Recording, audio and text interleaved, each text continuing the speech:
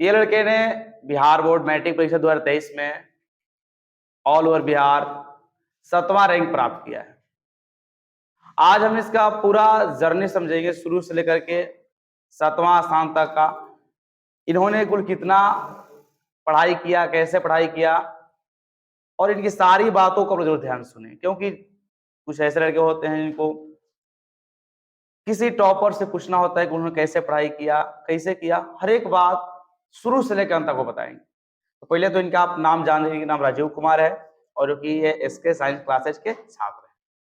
और एक बात आपको बता दें जरा सा, इनके सामने एक चेक बुक भी रखा हुआ है। ये इंस्टीट्यूट की तरफ से, मौलाबाग एसके साइंस क्लासेज की तरफ से इनको 10,000 रुपए का चेक दिया गया है, और जो भी लड़के यहाँ से टॉप में आते हैं उनको ये दिया जाता है।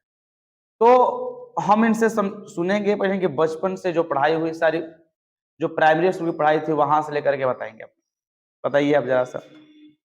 जैसे जब हम बचपन में प्राइमरी स्कूल में पढ़ते थे तो उस समय तो थोड़ा उस समय मतलब पढ़ाई करते थे पर लेकिन उतना मतलब बढ़िया नहीं हो पाता था। राइटिंग भी बहुत मेरा खराब था और जैसे जैसे आगे आते गए और मैथ थोड़ा ठीक रहता था तो राइटिंग में बहुत ज़्यादा खराब था। तब शुरुआत में एक मेरा दोस्त है मनु, वो हमको ये कोचिंग के बारे में बताया कि कोचिंग में बहुत बढ़िया यहाँ पे टीचर नहीं भैया की तरफ पढ़ाते हैं हम लोग को, और वहाँ पे बहुत बढ़िया कंपटीशन होता है और पूरा टेस्ट होता है वीकली। तो उसका बात हम सुनकर सोचे कि ऐसा कोचिंग तो हम नहीं देखे हैं, तो आ जाते हैं उसमें एक बार। जब पहला बार आए तो वहाँ पे भैया हम लोग को पढ़ा रहे थे। वहाँ पे टीचर नहीं भैया ही कहा जाता है। पहले ही बता देते हैं सभी को कि यहाँ पे टीचर नहीं भैया के दर्जा दिया गया है। तो जब भैया मतलब कि साइंस समझा रहे थे, तो साइंस हमको बहुत बढ़िया लगा कि ऐसे तो कोई समझाता नहीं है। मान लीजिए हिंदी के अलावा जैसे कोई वर्चा है उसको भोजपुरी में भी समझाया जाता है। मान लीजिए आपको डाउट है और मान लीजिए आपको नहीं आ रहा है, तो आपको भोजपुरी में पूरा बढ़िया से एकदम ब्रीफ में समझाया जाएगा। डिस्क्रिप्श वो पूरा डिस्क्राइब करके, उसके बारे में छोटा से छोटा बात भी। इसके बाद धीरे-धीरे जब टेस्ट होने लगा, तो उसमें पहले तो मेरा थोड़ा स्कोर थोड़ा नीचे था। धीरे-धीरे जब और मैट्रिक पास आने लगा तो पूरा इसकी तैयारी बहुत ज़्यादा होने लगी। बीच में एक आईपीएल मैच भी हुआ था, जिसमें मेरा टीम तो हार गया था। एक टीम बनाया जाता है। आईपीएल मैच का मतलब होता है एक टीम बनाकर सबको टीम वर्क सिखाया जाता है। मतलब कि पढ़ाई के अलावा एक्स्ट्रा भी एक्टिविटी कराई जाती है। तो उस मेरा टीम उतना नहीं वर्क अच्छा हो पाया तो हार गए थे टीम। उसके बाद जब 1 हफ्ते बाद एक सुपर 30 का एग्ज़ाम हुआ। तो सुपर 30 एग्ज़ाम में मेरा सिलेक्शन हो गया। भैया की तरफ से एक सुपर 30 का एग्ज़ाम लिया जाता है जिसमें बढ़िया-बढ़िया जो पढ़ने लिखे बढ़िया पढ़ने वाले छात्रों को अलग से अलग जगह तैयारी कराई जाती है। तो उसमें मेरा सिलेक्शन हो गया। इसके बाद वहाँ पे पूरा एकदम बढ़िया से पढ़ाई होने लगा और उसमें 3 बार 500 वाला टेस्ट हुआ। मतलब सारे सब्जेक्ट का 500 नंबर का 3 बार टेस्ट हुआ। तो तीनों बार में स्कोर बढ़िया रहा। तो भैया कहें कि आगे अब हो सकता है बिहार बोर्ड से बढ़िया नंबर आए। उसके लास्ट में एक 500 नंबर का टेस्ट हुआ। उसमें थोड़ा मेरा मैथ छूट गया था, तो उसमें मेरा कम नंबर आ गया। तो भैया हमको एक दिन पूरा बढ़िया समझाए कि ऐसे नहीं होता है, मैथ अगर है तो उसको जितना जल्दी हो सके जल्दी कंप्लीट करना चाहिए। तो उसमें मैं राइटिंग भी भैया हमको राइटिंग के लिए हमेशा सलाह देते रहते हैं कि राइटिंग हमेशा जिसका राइटिंग बढ़िया रहता है वही आगे बढ़िया उसका नंबर होता है। तो उसके लिए भी हम बहुत ज़्यादा प्रैक्टिस किए। राइटिंग भी मेरा सुधर गया और इसके बाद जब भैया समझाए कि मेरा मैथ तो छूट गया था, थोड़ा नंबर कम आ गया था। इसके बाद भैया समझाए कि कैसे, तो मेरा जो फाइनल टेस्ट हुआ था उसमें मेरा मैथ में थोड़ा क्वेश्चन छूट गया, तो भैया हमको एक दिन समझाए कि इसे और जो टाइम को मैनेज कैसे किया जाता है। तो उसमें बहुत ज़्यादा हमको टिप्स दिए कि कैसे-कैसे मैनेज होता है। तो उसके बाद हम उसका ही प्रयोग करके जब मैथ का फर्स्ट दिन एग्ज़ाम हुआ, तो उसमें हम 40 मिनट पहले अपना सारा पेपर कंप्लीट करके उसको फिर रीचेक करने लगे। रीचेक में मेरा सारा आंसर ठीक आया था। तो इस बार तो इसलिए उसमें भी बढ़िया नंबर आया, मैथ्स में 99 आया है। और ऐसे करके जैसे कि एसएसटी तो मेरा ठीक ही था और भैया साइंस और मैथ शरण भैया पढ़ाते थे। बहुत बढ़िया से एकदम उसको इलैबोरेट करके बहुत जो है बढ़िया समझाते थे। और जैसे संस्कृत और हिंदी था, उसमें इतना बढ़िया से हम लोग को कहानी समझाते थे, जैसा कि लग रहा था फ़िल्म चल रहा हो। तो हम लोग को बहुत बढ़िया से एकदम समझ में आ जाता था। कोई भी कहानी हम लोग को पूरा याद हो जाता था। उसको हम लोग के दिमाग में छप जाता है कि फ़िल्म की तरह। और वो कहानी नहीं, वो फ़िल्म लग रहा था। तो बहुत बढ़िया से हम लोग का तैयारी हो गया ये 10th का, और इससे मेरा बढ़िया भी मार्क्स आ गया। अच्छा, सबसे बड़ा अच्छा बताइए कि सबसे पहली बात है कि जो लड़का अगर बिहार में टॉप 10 अपना जगह बनाना चाहता है तो उसको सबसे पहले जो शुरुआती पढ़ाई होनी चाहिए 10th क्लास को, वो कैसे करे? शुरू की पढ़ाई को कैसे करे? अंत की शुरू की और शुरुआत कैसे करे? अच्छा, जैसे कि अगर हम देखें तो मेरा पर्सनल एक्सपीरियंस कहता है कि पहले ही से एकदम युद्ध स्तर पर तैयारी करनी चाहिए। बाद में आकर उसको इतना अब बाद में आकर ज़्यादा टेंशन लेने से कुछ होता नहीं है।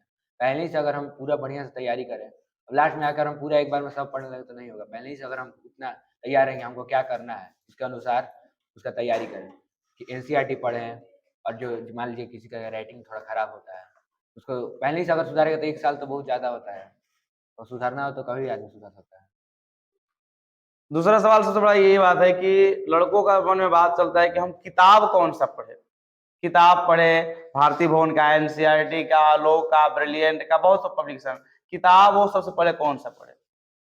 किताब तो जो बीटीसी का बुक चलता है और एनसीईआरटी, यही दोनों पढ़ना चाहिए। मतलब बीटीसी जो बिहार द्वारा हम लोग को प्रोवाइड किया जाता है, उसी को पढ़ना चाहिए, और ये सब तो उसी का ही तो बनाया जाता है, ये सब सार है। ये तो उसी से लिया गया है, जैसे कुछ कंटेंट लेकर इसमें बनाया, उसको ब्रीफ में कर दिया गया। ये बताइए कि बच्चों को मैथ कैसे पढ़ाया जाए कि उन लोग को अच्छे से समझ में आ जाए? जैसे कि अब हम लोग को तो जैसे आप पढ़ाते ही थे वैसे ही पढ़ाना चाहिए, और छोटा से छोटा जैसे मान लीजिए कि प्लस माइनस कोई बच्चा को नहीं समझ में है, वो क्लास में जैसे कि अब पूरा भीड़ रहता है तो नहीं पूछ पाता है। और भैया हम लोग इतना बढ़िया से एकदम भाईपन रहता है कि कोई भी सवाल बहुत जल्दी से मन आदमी पूछ देता है। क्योंकि अब भैया अब इतना बढ़िया समझाते ही हैं। पर ऐसे डाउट तो नहीं रहता है, पर लेकिन मान लीजिए बहुत जैसे त्रिकोणमिति का कुछ बड़ा-बड़ा सवाल आ गया। अब उसमें थोड़ा कोई को भी डाउट हो जाता है। तो उसमें कोई भी आराम से पूछ लीजिए, या भैया इतना बढ़िया समझा ही देते हैं कि यहाँ पे प्लस होगा, यहाँ पे माइनस होगा, एकदम छोटा-छोटा प्रोसेस से, तो आदमी को समझ में आता है। और जैसे मैथ में अब धीरे-धीरे मन लगने लगता है तो मैथ अच्छा आसान हो जाता है। अच्छा, बात है, मान लें ठीक है, जो लड़के आस-पास के हैं उनके पास समझ आएँगे, लेकिन जो यहाँ से यहाँ मतलब कि बहुत किलोमीटर दूरी पर है, जो अदर डिस्ट्रिक्ट के लड़के हैं, तो उनको मतलब कि कैसे मैथ पढ़ना चाहिए? ऐसे तो आप डालते ही हैं कि थी यूट्यूब पर ऑनलाइन क्लास, उससे भी पढ़ लेना चाहिए। और अगर पूरा पहुँच नहीं है, तो उस सबको आदमी बुक पढ़ना चाहिए, और एनसीईआरटी पे जितना हो सके फॉलो करना चाहिए। और ये वहाँ पे कोई कोचिंग पकड़ कर मान लीजिए अब एकदम पहुँच नहीं, अब वहाँ पे ऐसा नेट भी नहीं चल रहा है, अब ट्यूशन भी बहुत दूर है। तो वहाँ पे अब जहाँ पे हैं, वहाँ पे एनसीईआरटी को फॉलो करके मैथ सॉल्व करें।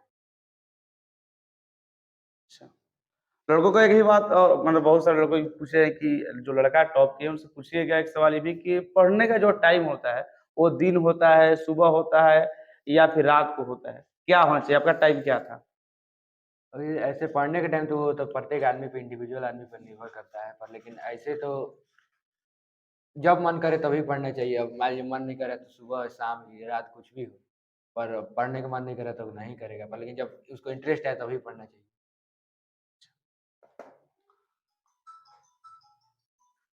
और भी कुछ ऐसा कोई टिप्स तो ना है कि मतलब कि कोई तरीका है जिससे कोई टॉप कर जाए? और ज़्यादा क्या टिप्स है, मेहनत करना चाहिए और राइटिंग पे अपना ध्यान देना चाहिए, और कुछ उसको अच्छा से जैसे अपने कंटेंट जो कॉपी में लिखे उसको अच्छे से बढ़िया से साफ-साफ दिखाएँगे तो एग्ज़ामिनर होगा वो बढ़िया नंबर देगा। चाहे संस्थान से जो आपका टेस्ट हुआ, टेस्ट से वो कितना मदद मिला? डेट से पता चला कि कै वो एक बोर्ड का है, जैसे बोर्ड में कैसे जैसे हम एग्ज़ाम देंगे वैसा ही एक प्रारूप था। उसके अनुसार हम देखे कि कैसे अगर बोर्ड में भी इससे और बढ़िया लिखेंगे तो नंबर बढ़िया आएगा। तो यहाँ पे एक हम लोग पहले ही ट्राई कर लिए उस चीज़ का, वहाँ पे बढ़िया से हम और बढ़िया से एग्ज़ाम देते हैं। मान लीजिए कि हम जब संस्कृत और हिंदी की कहानी कहते थे, तो वो उसी टाइम याद हो जाता था कि कुछ समझने में दिक्कत होता था। नहीं, उसी टाइम याद रहता है, वो तो एकदम कहानी एकदम दिमाग में छप जाता है। जब आप परीक्षा दिए थे तो सारा क्वेश्चन आंसर अपने भाषा में लिखे थे या मतलब कुछ किताब माने गाइड का रटा हुआ? गाइड का रटा होने मतलब कि जो जैसे हम कहानी सुने, उसके बारे में जितना दिमाग में कंटेंट बना तो उसी का शब्दों के साथ प्रयोग करके उसका आंसर लिख देते हैं। अभी वो गाइड में तो वैसे रटा हुआ कौन लिखता है? तो आगे आगे कहानी समझ गए तो अपने से लिख सकते हैं। इस कोचिंग में आने से तुमको क्या चीज़ नया सीख मिला? नया सीख मिला कि यहाँ पे बहुत बढ़िया माहौल था कंपटीशन का, जिससे और कंपटीशन के माहौल से और हुआ कि मतलब पढ़ने में और ज़्यादा इंटरेस्ट हो गया। अब आदमी को लगा कि यहाँ पे आने से बहुत ज़्यादा कंपटीशन होने लगा, टेस्ट भी होता था और टेस्ट के अनुसार प्राइज़ भी, तो और भी आदमी को उत्सुकता होता था कि जितना बढ़िया नंबर लाएँगे उतना प्राइज़ भी मिलेगा। तो आदमी को पूरा अच्छा लगने लगा, पढ़ाई से एकदम जुड़ गया यहाँ पे। अच्छा, आज आपको जो प्राइज मिला, ये 10,000 रुपए का जो चेक आपको, क्या आप इसके बारे में कुछ कोचिंग से कुछ बोलिएगा? कोचिंग के बारे में? ये मतलब कि ये बढ़िया मतलब कि एक तरीका है बच्चों को प्रोत्साहित करने का। जैसे कि अब यहाँ पे पहले ही से हम लोग को बता दिया गया था जब आए थे कि यहाँ पे 10,000 रुपए टॉप 10 को मिलता है। इसका हम लोग पहले ही से लक्ष्य बनाकर तैयारी करता है। तो वैसे ही अब आज तैयारी की उसके अनुसार प्राइज़ मिले तो मन को बहुत अच्छा लगता है। जो आने वाले छात्र हैं या जो आने के लिए सोच रहे हैं एसके साइंस क्लास हम ज्वाइन करें, उनको क्या कहिएगा? जो मतलब कि जो इच्छुक हैं वो तो आना ही चाहिए इन लोग को, और यहाँ पे तो कॉम्पिटिशन का पूरा माहौल ही रहता है। जो आएगा तो जो बच्चा आना चाहता है वो आ ही जाए और उसको बढ़िया से तैयारी भी होगा। उसके अलावा मतलब कि जो अदर जगह के अदर मतलब डिस्ट्रिक्ट के लड़के हैं, जैसे समस्तीपुर, मुजफ्फरपुर, उन लोगों को बोल दीजिए कि उन लोगों को पढ़ाई कैसे हो? हालाँकि अदर जो ऑनलाइन भी उसमें भी लड़का बेहतर किया हुआ है। ऑनलाइन ऑनलाइन पे भी अगर देखा जाए तो ऑनलाइन पे भी बढ़िया पढ़ाई हो सकती है, पर लेकिन ऑफलाइन में एक माहौल रहता है। ऑनलाइन में मान लीजिए डिस्ट्रैक्शन भी रहता है। ऑफलाइन में एक माहौल जैसा बन जाता है, यहाँ पे तो सुपर 30 का एक अलग ही बैच हो जाता है, तो वहाँ पे एक अलग पढ़ाई वाला माहौल है। चलिए ठीक है। अच्छा, कुछ इनसे क्वेश्चन कुछ मिला हमको पूछने के लिए कि आज तक सुपर 30 पटना में था, पर आज आरा में भी बच्चों को सुपर 30 में पढ़ने का माहौल और मौका मिला। तो सुपर 30 का रहस्य क्या है? जो आप सुपर 30 बैच में पढ़ रहे थे, उसका रहस्य क्या है? उसमें रहस्य उसका तो ज़्यादा रहस्य हम बताएँ अब उतना नहीं जानते, पर लेकिन हम बता दें कि अगर पटना में सुपर 30 चलता है, तो मतलब कि ये टीचर के सोच पे निर्भर करता है। वो अपने बच्चे को आगे बढ़ाना चाहता है, अपने से भी आगे बढ़ाना चाहता है, इसलिए वो सुपर 30 का एक माहौल बनाकर वो ज़्यादा से ज़्यादा नंबर लाना है, वो टॉप 10 में भेजना चाहता है, इसलिए वो सुपर 30 का ऐसा माहौल बना है। अच्छा, आपने कल देखा कि अब हमारे पास जो राजीव कुमार है, इनसे कुछ क्वेश्चन आया है टॉप 10 में कैसे आए हैं। तो कुछ लड़के यहाँ से क्वेश्चन को मिला है कि आज इस कोचिंग के थ्रू आज तक सुपर 30 पटना में था, और आज आरा में भी बच्चों को सुपर 30 में पढ़ने का माहौल और मौका मिला है। तो इस सुपर 30 का रहस्य क्या है? आखिर सुपर 30 में हर बच्चा एसके साइंस क्लासेस जाना चाहता है, आखिर क्यों? जैसे कि जब सुपर 30 का जब निर्माण होता है उससे पहले एक टेस्ट लिया जाता है, जिसे जिसका क्षमता रहता है वही सुपर 30 में जा सकता है। मतलब ये नहीं कि कोई भी चला जाएगा, क्षमता के अनुसार यहाँ पे चुनाव होता है। दूसरा हम बता सकते हैं कि यहाँ पे जब सुपर 30 में आप आ जाते हैं, तो वहाँ एक अलग माहौल मिलता है जिसमें पूरा NCERT line by line complete कराया जाता है। और उसमें और टेस्ट और बढ़ा दिया जाता है, जैसे हफ्ते में 3-4 बार हो जाता है टेस्ट, छोटा-मोटा तो बहुत ज़्यादा हो जाता है। एक हफ्ता में तो सुपर 30 में टेस्ट ही होता है एक टाइप से। और पढ़ाई मान लीजिए सुबह में भी 4 से 5 घंटे, शाम के 4 से 5 घंटे, तो ये 8 से 9 घंटे यहाँ पे पढ़ाई चलता रहता है। एक यहाँ पे माहौल मिल जाता है पढ़ने वाला। इससे बच्चा हमेशा चौबीसों घंटे पढ़ाई के माहौल में रहेगा और उसका आखिर सोसाइटी से कनेक्शन उतना नहीं रहेगा, तो सिर्फ पढ़ाई में ही दिमाग लगेगा। ये सुपर 30 का एक बहुत बड़ी विशेषता है। अच्छा, सुपर 30 का मैं देखा कि जो भी नंबर आए हैं 455 प्लस सुपर 30 के ही बच्चे के हैं। तो सुपर 30 क्या लगता है कि अगला साल हमें उसको और बढ़ाना चाहिए या उतना ही पे रखना चाहिए? सुपर 30 को तो मतलब कि इसे और भी बेहतर करना चाहिए, क्योंकि सुपर 30 में हमेशा मतलब कि इससे भी ज़्यादा और पढ़ाई मतलब टीचर के द्वारा बहुत ज़्यादा मेहनत होता है। अब स्टूडेंट कितना कैप्चर करके उसको दिखाता है अब अपने एग्ज़ाम में, वो अब देखना ज़रूरी है। और जो अब भावी स्टूडेंट आएँगे जो सुपर 30 में, उनको बताना चाहेंगे कि और मेहनत करना चाहिए और इससे भी ज़्यादा बिहार में टॉप कीजिए, फर्स्ट रैंक। अच्छा, एक सबसे इंटरेस्टिंग क्वेश्चन आज आ गया है कि आज के समय में आरा में इस कोचिंग के जो बच्चे हैं वो दीवाने हो गए हैं। जहां सुनिए तहां SK science class, SK science, आखिर ऐसा क्यों? इसका कारण बहुत सारा भी हो सकता है, जैसे कि पहला यहाँ पे टीचर की जगह भैया बन के पढ़ाया जाता है। दूसरा यहाँ पे इतना बढ़िया समझाया जाता है, कोई भी बात को एकदम छोटा से छोटा बात को भी पूरा एकदम डिस्क्राइब करके समझाया जाता है। तीसरा पॉइंट ये हो सकता है कि जो मैथ्स सब कोई कहता है मैथ्स साइंस कहाँ है बढ़िया होता है, यहाँ पे एकदम भोजपुरी, जैसे कि आप कहते हैं कि भोजपुर में है, यहाँ भोजपुरी स्टाइल में एकदम बढ़िया से समझाया जाता है। और होता है हिंदी हिंदी में तो लिखना रहता है, पर लेकिन जो गाँव का लड़का है उसको मान लीजिए हिंदी थोड़ा ऐसी लग रहा है, उसको अनकंफर्टेबल रहता है, भोजपुरी में यहाँ समझाया जाता है। चौथा पॉइंट होता है कि यहाँ पे देखिए आईपीएल कराया जाता है, फिर इसके बाद सुपर 30, और सुपर 30 में फिर वो अलग माहौल।